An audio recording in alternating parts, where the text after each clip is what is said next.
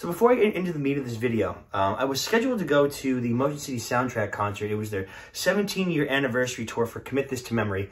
It was going to be one of the best concerts I've ever seen because I love the band and I love that album. And there's so many emotions and feelings that come up when I listen to that album that I was so excited to see it front to back all the way down and, of course, see one of my favorite bands again.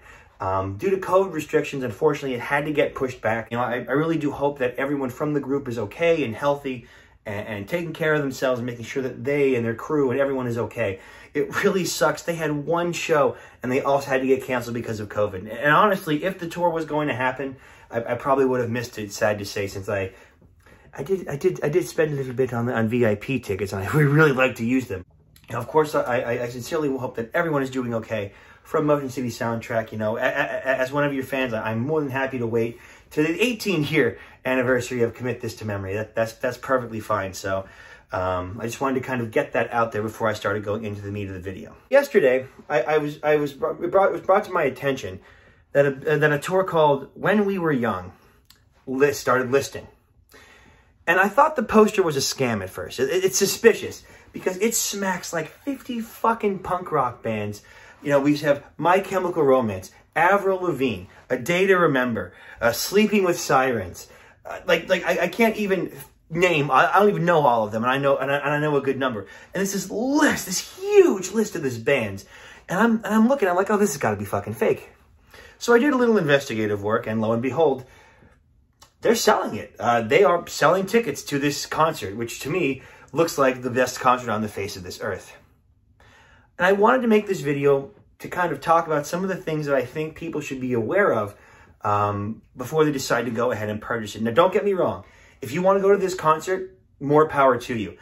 Honestly, I might have been going myself, but my good friend is getting married that day, and it'd be kind of a dick move to go to a concert that I know that he and his fiance would love to go to, but they're getting married that day. So, you know, I'm not going to be a fucking dick and you know, abandon my friend at their own wedding. So anyway, full disclosure, I can't go. So if you think that this is something that you want to go to, go for it. Hey, it is your money. It is your life. You do what you want. I think the concert sounds amazing. But there's some things I want you to kind of think about. One of the things that bugs me about this concert is that it's the size. There's a lot of bands on this list. Now, I've been to festivals before. And as of right now, at the time of filming, I've been aware that there are 3 stages. But the concert's only going to happen from 11 a.m. to 11 p.m. So that's roughly 12 hours. Now, most bands that have a set list are going to get about 1 hour or maybe 1.5. Like when I saw Green Day, Fall Out Boy, and Weezer, they each got like a lot, like, you know, an hour, hour and a half, and then Green Day had a full 2 hours. But even then, that was still like a 6-hour concert for 3 bands, and of course the opener as well. But it seems odd with only 3 stages to have that many bands going around.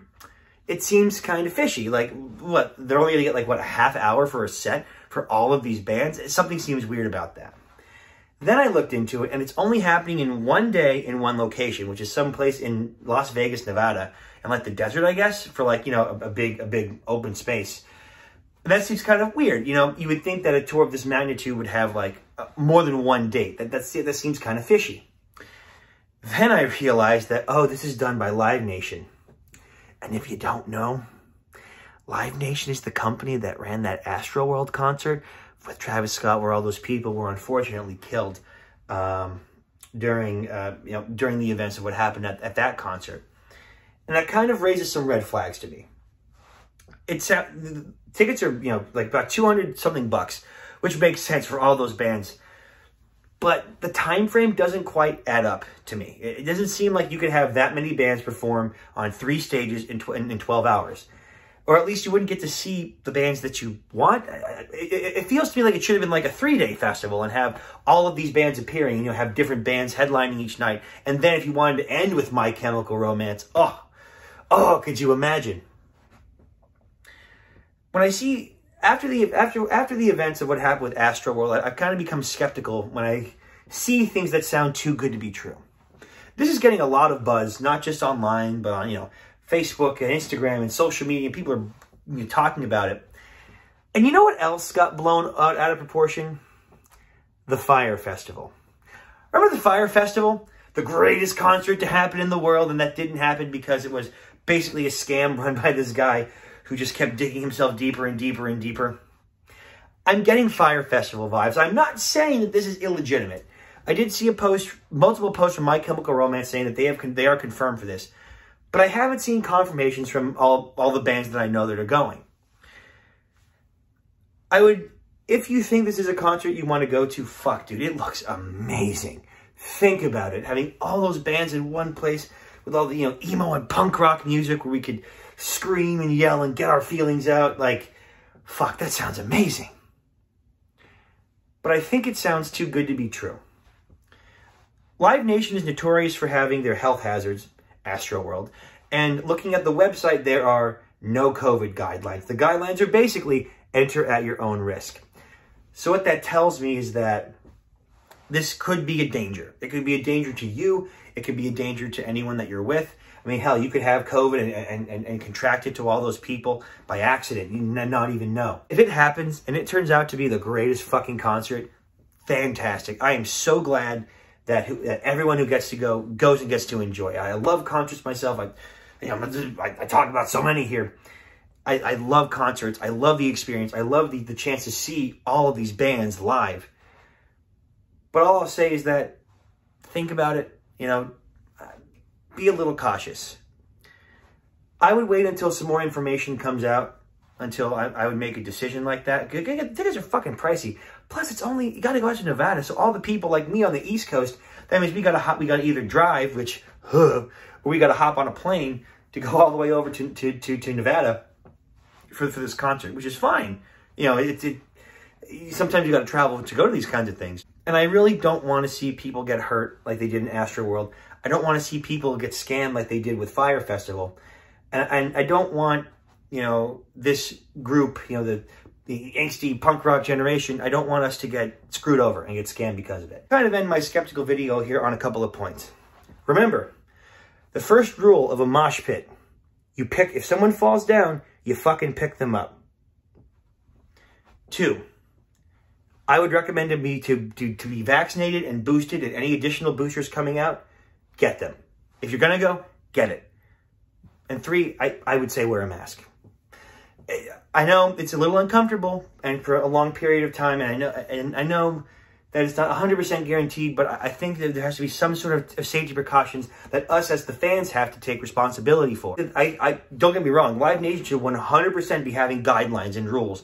And, you have to be vaccinated, you have to wear a mask and things like that. Live Nation should be doing that. I think they are a company that is irresponsible, and they've shown time and time again that they don't necessarily care about the fans. All they care about is selling tickets. And honestly, I don't see a limit on how many tickets you can get. So my thought is that they're going to try and cram as many people as they can, and we saw what happened with Astroworld. And as a punk rock fan, as a music fan, as a concert lover, that kind of shit, it just fucking breaks my heart. Because when we're at live concerts, it's supposed to be about us coming together and enjoying something. You're enjoying a band that you love, and they've gotten you through good times and bad times, and maybe you sang songs with your friends driving in the car. Maybe you did covers when you were in a band yourself, things like that. And there's so much great stuff that music can do to bring us together that it really hurts when I see people die. If I find any new developments, I'll be sure to let you know. Thank you guys so much for watching. One thing before we end here. The King Crimson video did really well. I got a lot of views. And it kind of surprised me. I never thought that King Crimson would be a group where I would get a lot of views like that, which was surprising. So I just wanted to say thank you. That was really nice. And I don't know, it just made me feel a little warm inside for a hot second there. But, I'll keep going on. I have no updates about theater shows or anything. We'll see what happens. But, hey, thank you guys so much for watching. Be safe, and I'll see you guys in the next one.